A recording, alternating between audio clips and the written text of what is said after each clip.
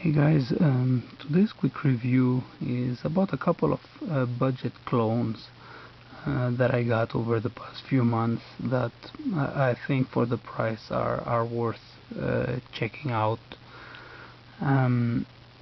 So all four of these knives, I bought them all in between like $20 and $25, so pretty cheap for what they are. Okay, so let's start with let's say this one. This is the cheap copy of the asymmetric clone. I've done a review of this knife about a couple of months ago, so if you're interested, check it out. That's a design from let's see if I don't screw up the name, Alexei Koningin, so a Russian designer. As I mentioned in my video of this knife, this is probably the best 20 bucks I've spent on this knife, on any knife. I mean, the action is just like butter smooth. Like, it's just pretty amazing to find action like this for a $20 knife. I really like the long blade. That's a pretty long blade, like close to 10 centimeters if I remember correctly. And also, like, the design is pretty slim, so it's easy carryable. So it is a very nice knife for $20. Pocket clip is also great. It's a deep carry pocket clip, and it slides in very easily. So this is definitely a knife that I would suggest people to check out if they're looking for a good large blade for $20. This one is recommended. Another one from the same designer, and that's a cheap clone, basically the stainless steel clone of the Decepticon.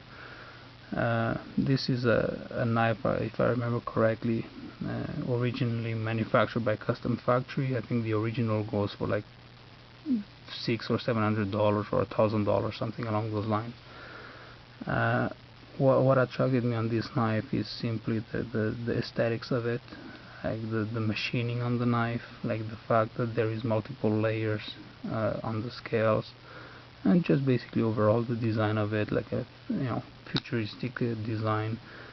For the people familiar with the Transformers, Decepticon are the basically the bad guys in Transformers, and the look of the knife, the name was appropriate for the knife. This one, when I got it, it didn't flip very well. Action was very gritty. The problem with this knife, it has a very weak detent, so it's not very easy to flip it. So I took the knife apart, just cleaned it up, and lubricated it, and it flips nicely. Since the detent is weak, it needs to be like push button flip, not really a light switch. But if you push button it, then it flips nicely. So the only negative about this knife is the weight, because it's a fairly large knife. It's thick. There's multiple layers of stainless steel, so the knife weighs close to like 300 grams. It's not a problem for me because that's not a knife that I would EDC anyway, just because of the look of it. In Canada, people might get afraid if you bust out a knife that looks like this. But I like the design, and that's something that I wanted to add to my collection. So to have it at home and look at it and play with it, it's fine. But yes, it is heavy. Next up is the Dark Shirogorov, which is a collaboration design between Shirogorov and Shinkovich. This one actually surprised me a lot. I ordered this one, same thing, it was around like $20 or $25. I was a bit intrigued about the design. I wasn't sure if I would like the design or I didn't like the design. I just wanted to check it out, at least for myself. And this knife actually really impressed me. It looks actually really good in person. Like, I mean, I guess I got used to the style of the knife, like the large pivot ring here, the milled G10, and even the shape of the blade. It is actually very comfortable in hand, and I mean the knife, I came to kind of really love it. The action is pretty good on it. Not butter smooth, but very smooth. The blade just flies out as soon as you press the flipper tab. Okay, it doesn't look as good on camera because, you know, I'm very close to the camera, but the blade falls into place very nicely. As soon as you press the tab, like, the blade just flies out. A pretty light stone wash on it, looks really good. So, and the ergonomics are very good on this knife. So, you know, based on the picture, I was like, I don't know if I like it, I don't like it, so whatever. It was 20 bucks. I ordered it, and I am actually really happy with this knife. So happy, in fact, that I'm planning on ordering the higher end clone with like titanium frame and carbon fiber, just because I like this knife so much. So another great one too that is worth checking out. And finally, well, this one, a lot of you would be familiar with this design. It's the ZT0808, designed by Rexford.